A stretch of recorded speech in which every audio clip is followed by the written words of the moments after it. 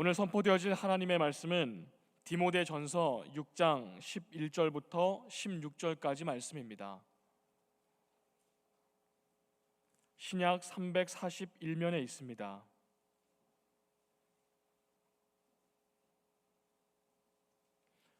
제가 봉독하겠습니다.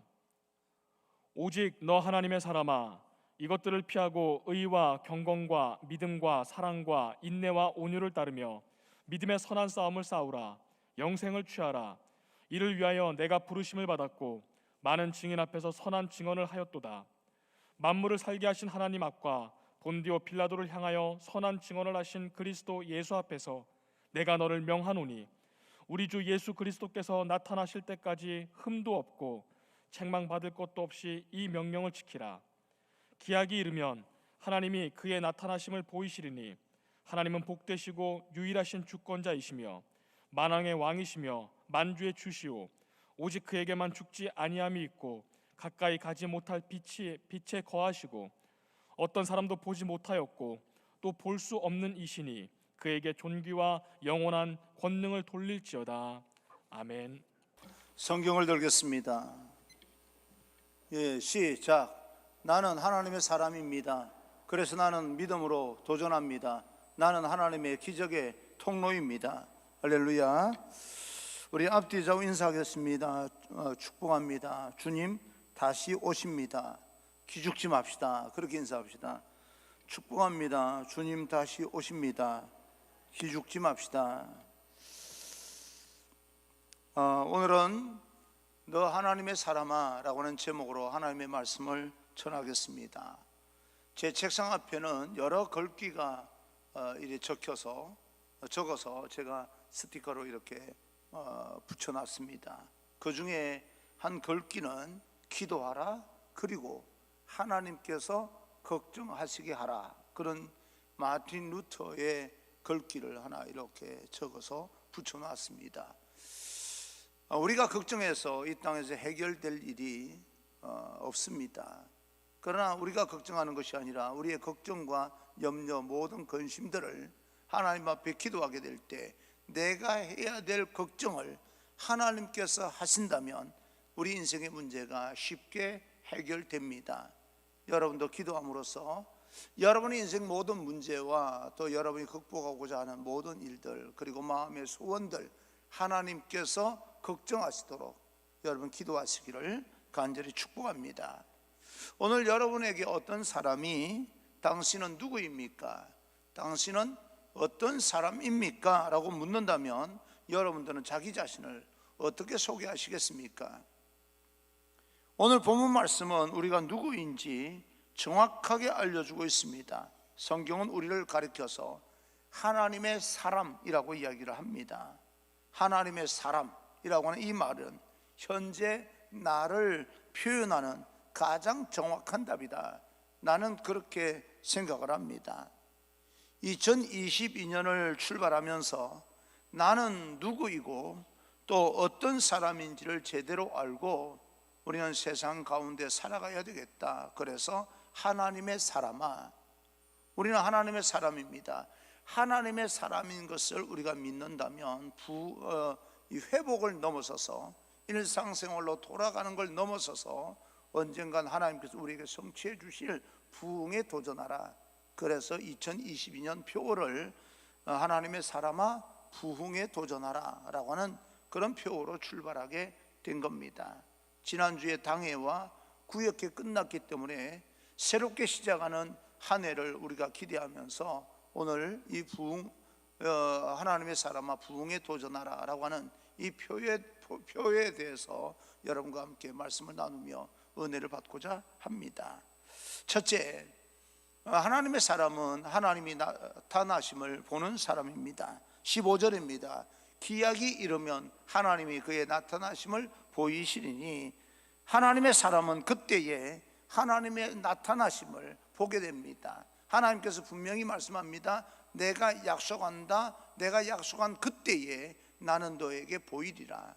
너를 만나주겠다. 그렇게 말씀하고 있습니다. 그래서 하나님께서 약속하신 그때에 우리는 분명히 하나님을 만나게 됩니다. 그리고 하나님과 동행하게 될 것입니다. 하나님과 동행하면서 우리는 하나님의 능력으로 이 땅에서 우리는 살아가게 됩니다.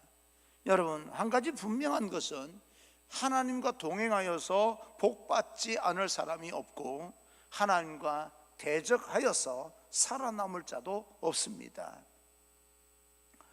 이사야 33장 6절을 보게 되면 내 시대에 평안함이 있으며 구원과 지혜와 지식이 풍성할 것이니 여호와를 경외함이 내 보배니라. 하나님을 경외함으로 인하여서 시대에 평안함이 있고 구원과 지혜와 지식이 임하게 된다라고 이야기를 합니다. 그렇게 말씀하셨는데도 불구하고 이스라엘 백성들이 하나님께 반역을 하자 호세아 선지자는 이렇게 탄식하며 선포합니다. 호세아 4장 6절, 내 백성이 지식이 없으므로 망하는도다. 내가 지식을 버렸으니 여호와를 경외함이 내 보배라고 하는 이 지식이 없어서 이스라엘 백성들은 망하게 되었다. 너가 그 지식을 버렸기 때문에 나도 너를 버리노라 라고 이야기를 합니다. 하나님께서 우리가 있는 오늘날 해석되어지는 우리가 지식을, 하나님에 대한 지식을 버렸기 때문에, 하나님을 멀리 했기 때문에 하나님께서 우리를 버린다라고 하는 것이 아니고요, 너희가 나를 외면하고 버렸기 때문에 내가 너를 도울 수는 틈이 없다. 내가 너를 비집고 들어가서 너 인생을 개입해서 너의 모든 인생을 내가 도와주고 이렇게 세워주고 그렇게 해야 되는데, 너가 문을 닫음으로 인하여서 내가 너 마음에 들어갈 틈이 없다, 그런 뜻입니다. 틈을 보이려는 거예요. 적어도 하나님 앞에서 말입니다. 그래서 잠언에서 우리에게 그렇게 교훈합니다. 잠언서 8장 10절, 너희가 은을 받지 말고 나의 훈계를 받으며 정금보다 지식을 얻으라 라고 이야기를 합니다. 은은 눈에 보이는 금은을 추구하지 말고 금은을 만들어낼 수 있는 능력을 추구하라, 그 말이죠. 출애굽의 지도자 모세라고 하는 사람이 나옵니다. 모세를 하나님께서는 하나님의 사람이라고 지칭합니다. 신명기 33장 1절을 보게 되면 하나님께서 모세를 하나님의 사람이라고 말합니다. 하나님의 사람 모세는 호렙산에서 하나님을 만난 후에 하나님께서 그의 나타나심을 보여주신 거죠. 그래, 하나님을 나타나셔서 모세를 만나 주셨습니다. 만나고 나서부터는 하나님에 대한 분명한 지식을 가지고 있었기 때문에 이스라엘 백성들이 홍해바다 앞에서 절망하고 포기할 때에 그는 절망하고 포기한 것이 아니라 백성들을 극복하게 만듭니다. 위기를 극복하게 만들고요, 또 여러 가지 광야 생활 40년을 이렇게 행하면서 모세는 하나님에 대한 분명한 지식이 있었기 때문에, 어떤 지식입니까? 하나님께서 우리를 도우신다, 하나님이 우리와 함께 하시면 우리는 겁날 것이 없다, 우리는 기죽을 필요가 없다라고 하는 하나님에 대한 지식, 하나님의 능력에 대한 지식 분명히 알았기 때문에 모든 사람들이 절망하고 원망하고 불평할 때마다 모세는 하나님에 대한 지식으로 이 모든 것을 극복하고 세상을 변화시키고 결국에는 가나안 땅까지 이끌어내는 그런 리더십을 가지게 됩니다. 하나님에 대한 분명한 지식이요, 세상을 이길 수 있는 모든 사람을 바르게 이끌어 나갈 수 있는 리더십이 됩니다. 그리고 하나님께서 함께 하시는 그 사람으로 말미암아 하나님의 능력이 그 위에 입혀짐으로 인하여서 기적을 행하는 자가 됩니다. 홍해바다를 갈라지게 만들고 마라의 쓴 물을 단물로 만들어내고, 여러 가지 전쟁에서 손을 들고 기도할 때마다 전쟁에서 승리하게 되는 역사, 이런 여러 가지 역사들을 모세를 통해서 행하게 됩니다. 왜 모세를 통해서 행하게 됩니까? 하나님에 대한 분명한 지식을 가지고 있었기 때문에 그렇습니다. 오늘 우리도 하나님의 사람이 되어서 힘들고 어려운 상황 가운데 불평하고 원망하는 사람들 속에 속해 있는 것이 아니라 그들에게 위로해주고 격려해주고 그들을 일으켜 세워주고 함께 이 세상을 극복해 나갈 수 있는 그런 하나님의 사람으로서 있기를 주님 이름으로 축원합니다. 모든 사람들이 다 원망하고 불평하고 포기하고 절망하게 될 때 그래도 한 사람 정도는 서 있어서 그래도 하나님께서 우리와 함께 하신다, 우리는 그래도 극복해 나가야 된다, 굴복할, 세상에 굴복할 필요가 없다, 하나님께 우리와 함께 하시기 때문에 우리는 얼마든지 우리 이 모든 것을 돌파하고 헤쳐나갈 수 있다라고 말하는 사람이 있어야 되지 않겠습니까? 여러분 친구 공동체, 가족 공동체, 어느 공동체에 속해 있든 간에 여러분 삶의 자리에서 여러분 하나님을 믿는 하나님의 사람, 여러분 한 사람 한 사람이 그런 어떤 역할을 함으로 인하여서 그 공동체가 위기를 극복하고 바로 세워나갈 수 있는 그런 일에 쓰임받는 하나님의 사람, 바로 여러분이 되기를 주님 이름으로 축복합니다. 모세가 그런 사람이었다는 거죠. 사무엘도 하나님의 사람입니다.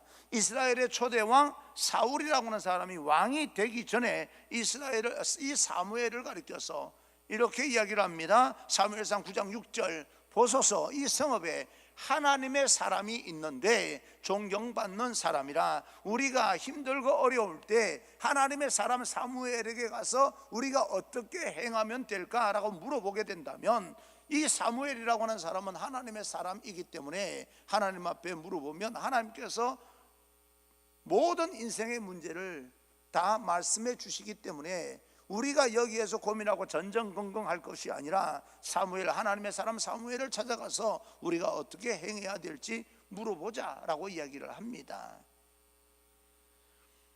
사랑하는 성도 여러분, 이 사무엘이라고 하는 사람은 어려서 성전에서 자라면서 하나님의 음성을 계속 들으면서 성장했던 사람입니다.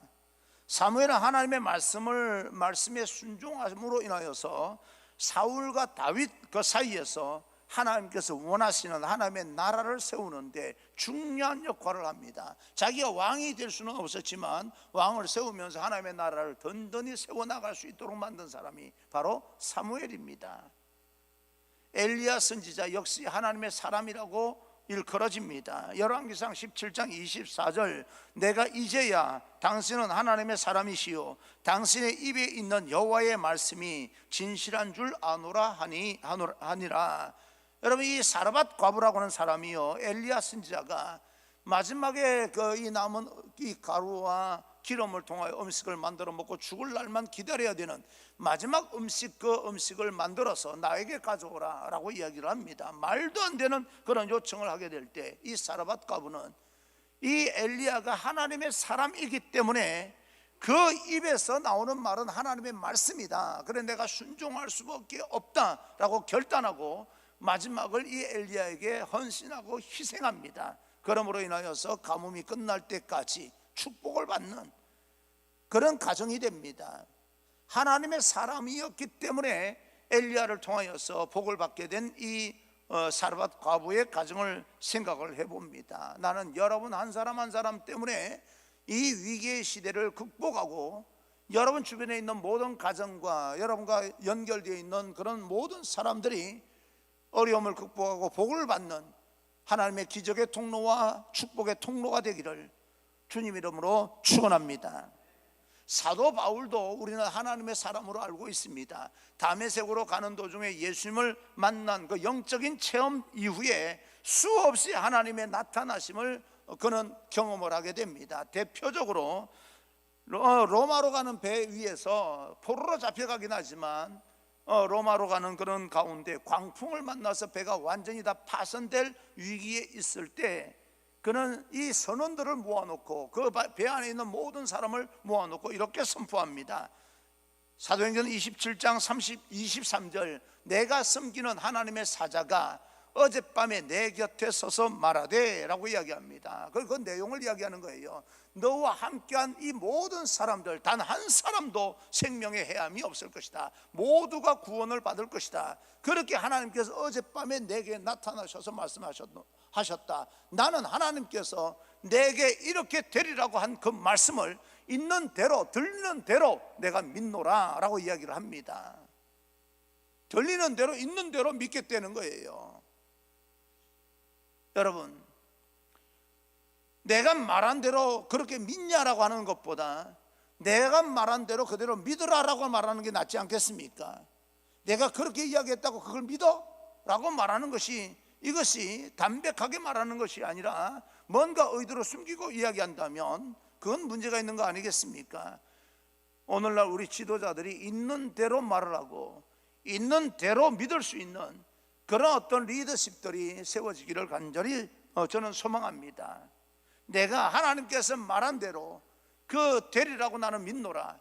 내가 말한 대로 그대로 성취하고 내가 행동하겠다라고 말하면 저 사람이 말한 대로 그대로 나는 행동하리라고 나는 믿는다라고 이야기를 해야 되는 것이지, 그렇게 신뢰를 가져야 되는 것이지, 저 사람 말하는 의도가 뭐야? 우리가 왜 그 의도를 걱정을 해야 됩니까? 왜 고민을 해야 됩니까? 내가 말한 것을 잘 듣고 너희들이 판단하라. 왜 우리가 판단해야 되는 겁니까? 그 사람의 인격과 그 사람의 리더십을 우리는 보여주는 대로 믿을 수 있어야 되는 그런 리더십이 있어야 되는 것입니다. 내가 말한 대로 믿었으면 좋겠다. 나는 이런 사람이다, 이런 사람이다. 내가 이런 잘못을 했다. 나는 있는 대로 너희들에게 말하노라. 나는 이런 일을 했다. 내가 이것을 잘못했다는 것을 안다. 저 사람이 말했으면 잘못했다고 말하면 잘못한 줄 알고 믿어주는 거지요. 그래서 그 이후에 판단하고 내가 그 사람을 선택하거나 선택하지 않거나 라고 하는 판단을 해야 되는데, 말한 것을 듣고 판단하라는 거예요. 왜 우리가 그 사람들 말한 대로 판단을 해야 됩니까? 말한 대로 믿으면 되는 거죠. 믿게끔 말해줘야 되는 거죠. 적어도 리더십이라고 하면 말입니다. 그래서 사도 바울은 하나님께서 어젯밤에 나타나셔서 너와 함께한 모든 사람들 단 한 사람의 생명도 여기서 잃어버리지 않을 것이다. 나는 하나님께서 그렇게 말씀하신 대로 되리라고 믿노라. 그렇게 선포를 하게 됩니다. 사랑하는 성도 여러분, 여러분 가운데 혹시 어떤 일로 절망을 느끼십니까? 원망과 불평이 여러분 입술에서 떠나지 않는 삶을 살아가고 있는 것은 아닙니까? 오늘도 혹 여러분 가운데 죽음의 기운 때문에 절망하고 있지는 않습니까? 그럼에도 사도 바울이 그 믿음의 아들이었던 디모데에게 하나님의 사람, 너는 믿음의 선한 싸움을 싸우고 쟁취하라고 했던 그 권면처럼 우리도 하나님의 사람답게 넉넉히 이겨낼 수 있기를 간절히 바라면서, 하나님의 사람아, 회복을 넘어서서 부흥에 도전하라. 하나님께서 부흥을 주실 것이고 하나님께서 그럼에도 불구하고 회복이 아니라 번성의 복을 주실 줄 믿고 도전해 나갈 수 있는 그런 하나님의 백성 여러분 되기를 주님 이름으로 축원합니다. 두 번째, 하나님께 영광을 돌리는 사람, 그런 사람들이 하나님께 영광이 되는 거예요. 불평 불만하는 사람이 하나님께 영광이 되지는 않을 겁니다. 16절입니다 16절, 그에게 존귀와 영원한 권능을 돌릴지어다. 아멘. 사도 바울은 나의 나된 것은 하나님의 은혜라고 말한 것처럼 하나님의 사람은 겸손하여서 자기를 자랑하지 않습니다. 모든 것이 하나님의 은혜로 됐다라고 고백을 하게 되는 거죠. 이 모든 것은 하나님의 은혜요 하나님의 섭리입니다. 무조건 믿어라라고 하는 말이 아니라 정확한 하나님의 지식을 가지고 우리는 세상을 분별하며, 하나님이 열려져 있긴 하지만 모든 사람이 알고자 하면 다 알 수 있는 것이지만 그럼에도 불구하고 하늘의 비밀을 가진 사람으로 우리는 살아가고 있습니다.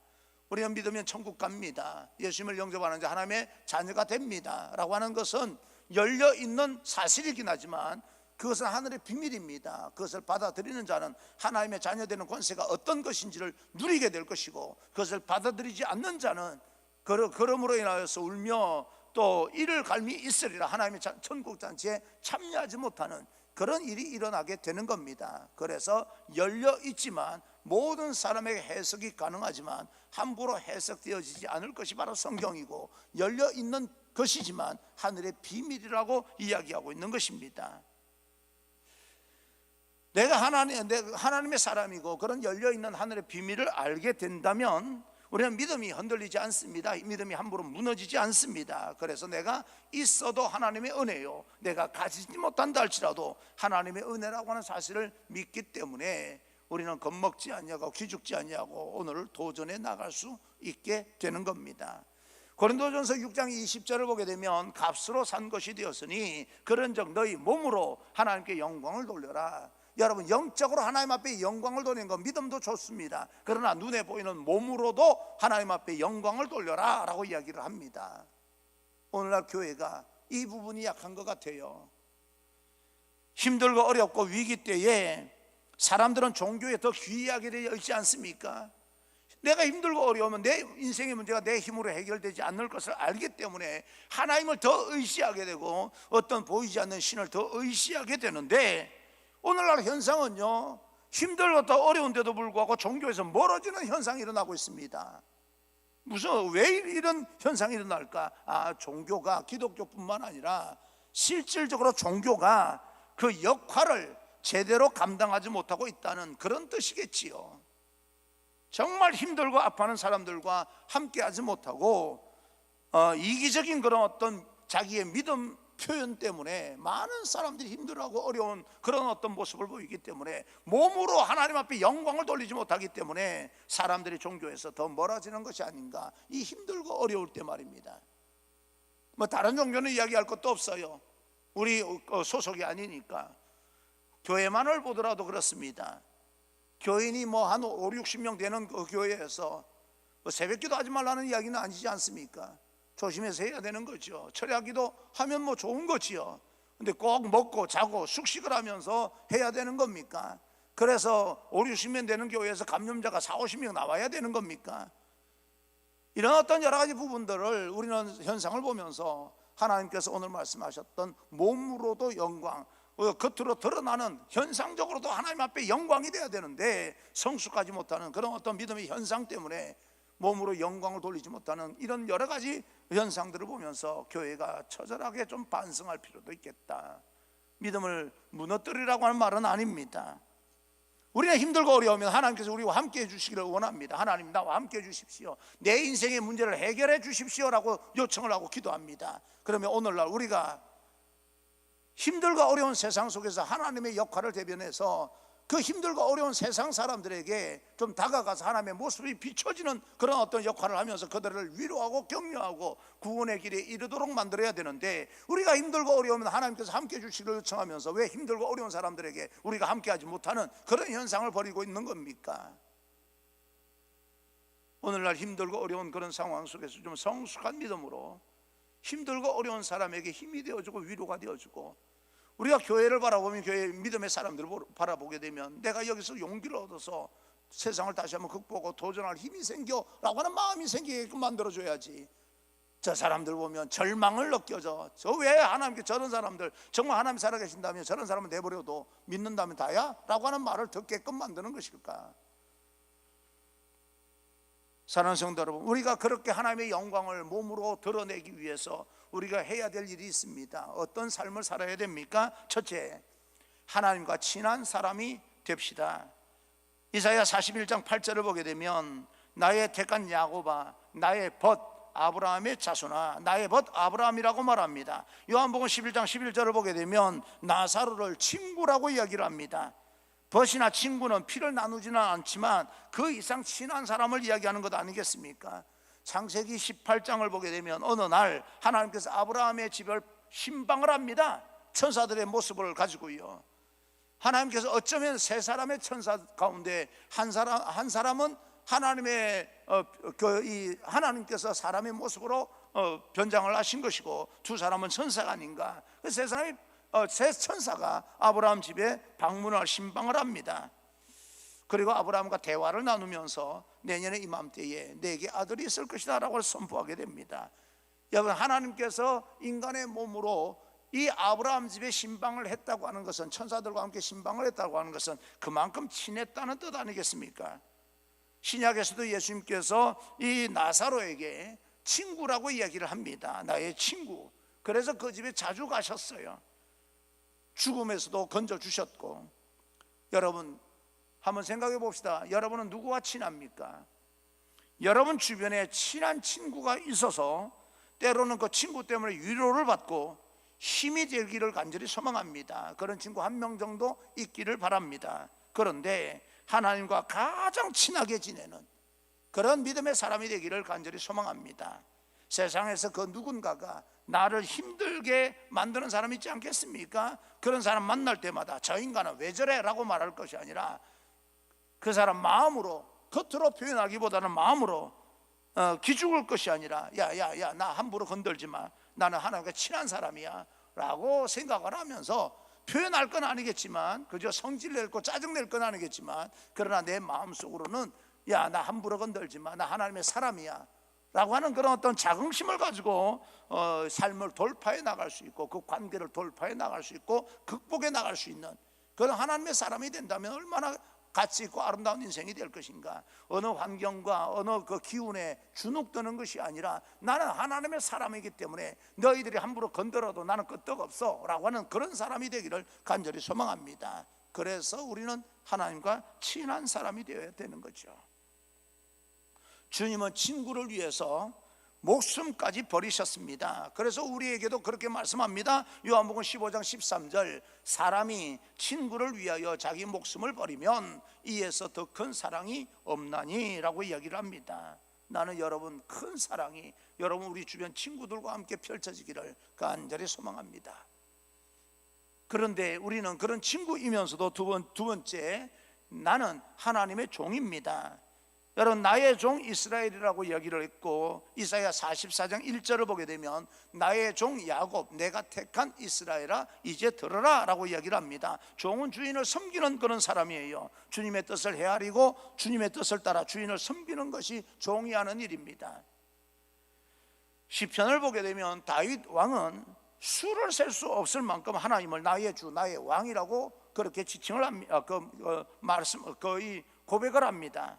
시편 145편 1절을 보게 되면 왕이신 나의 하나님이여 내가 주를 높이고 영원히 주의 이름을 송축하리이다. 문제는요, 여기에서 다윗이 왕의 신분이라는 겁니다.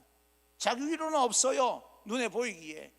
그런데도 불구하고 내가 이 땅에서 왕이지만 그러나 하나님 앞에서는 나는 종이다 라고 이야기를 합니다.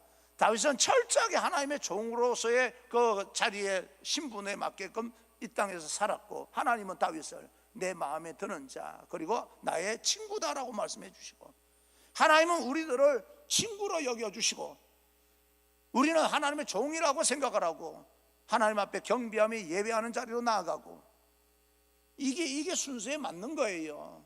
근데 우리는요, 하나님과 친구라고 생각하고 하나님은 우리를 종이라고 생각하면 안 맞는 거예요. 사실임에도 불구하고 하나님께서는 우리를 친구로 여겨주시고, 위에 사람은 우리를 친구로 여겨주시고 밑에 사람은 나는 당신의 종입니다 라고 생각을 하고, 이 관계가 좋은 관계입니다. 나는 친구로 생각을 하고 하나님은 종으로 여기고 노예로 생각하고 이러면 이게 좋은 관계가 될 수가 없어요. 주종 관계가 되는 거예요. 수직적인 관계가 되는 겁니다. 그러나 하나님은 열어두셔서 우리를 친구로 생각하시고, 그러면 우리들은요 하나님의 종이라고 생각하며 그 앞에 겸손하게 나가야 되는 겁니다. 리더십이 되려고 하는 사람들이 어떤 정책을 발표할 때 내가 그 리더십의 자리에 올라가면 나는 이렇게 하겠다, 나는 이렇게 하겠다, 나는 이렇게 하겠다. 나는이라고 하는 단어를 쓰게 되면요 굉장한 자신감입니다. 저는 이렇게 하겠습니다 라고 하는 게 아니라 나는 이렇게 하겠다는 거예요. 그 위에 없다는 거예요. 내가 그 리더십을 최고로 생각한다는 거예요. 나 외에는 없다는 이야기입니다. 그런데 그렇게 대단한 자부심을 가지고 말을 하고는 있지만 그 안에는요 대단한 교만도 녹아져 있는 겁니다. 나는 여러분이 어떤 리더십 자리에 올라간다면 겸손하게 정책을 발표하는 것도 좋지만 어느 순간에는요 나는 이렇게 하겠다라고 당당하게 이야기할 수 있는 사람이 됐으면 좋겠습니다. 그런데요 그 나는이라고 표현하는 그 단어 속에 교만이 녹아져 있다는 사실도 알고 겸손하게 그러고 나서 하나님 앞에 무릎을 꿇을 수 있는 그런 사람이 됐으면 좋겠습니다. 그래서 하나님은 다윗을 친구로 생각하고 다윗은 하나님의 종이라고 생각하면서 그 관계를 유지해 나가게 되는 겁니다. 그런 다윗을 하나님께서는 어떤 관계로 생각을 했느냐? 세 번째, 하나님 마음에 드는 사람이 됩시다. 하나님의 마음에 드는 사람이 되는 겁니다.